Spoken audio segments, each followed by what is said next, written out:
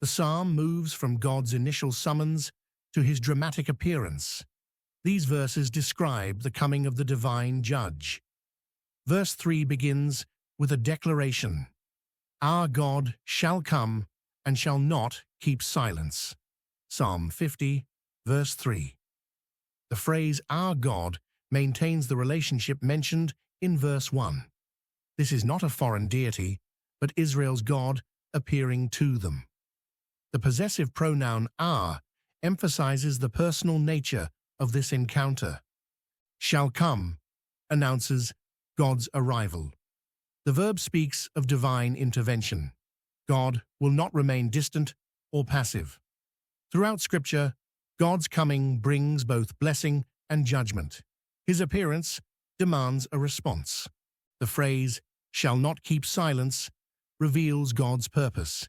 He comes to speak. His words will break the silence. God has observed his people's actions. Now he will address their behavior. The statement implies that God has been watching while remaining silent. That period of quiet ends, and God now speaks his judgment. The second half of verse 3 describes the manner of his coming. A fire shall devour before him, and it shall be very tempestuous round about him. Psalm 50, verse 3. Fire often accompanies God's presence throughout Scripture. Exodus 19, verse 18 records, And Mount Sinai was altogether on a smoke, because the Lord descended upon it in fire, and the smoke thereof ascended as the smoke of a furnace, and the whole mount quaked greatly. The phrase, shall devour before him, pictures consuming fire. This fire represents God's holiness, which cannot tolerate sin. The fire goes before God, clearing the path for his arrival. Nothing unclean survives his approach.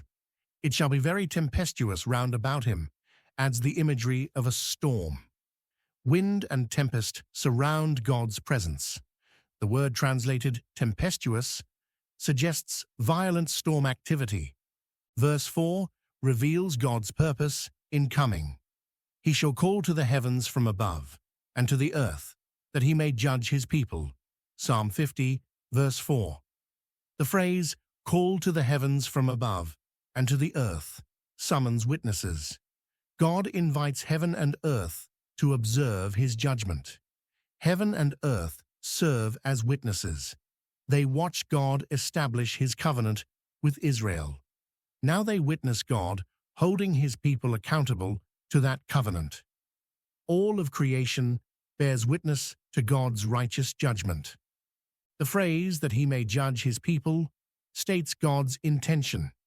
The word judge means to execute justice, to vindicate the righteous and condemn the wicked. This judgment falls on his people. God addresses Israel, not the unbelieving nations. He holds his people to the standards he established. Verse 5 issues a command. Gather my saints together unto me, those that have made a covenant with me by sacrifice. Psalm 50, verse 5. The imperative gather calls for assembly. God commands his people to come before him.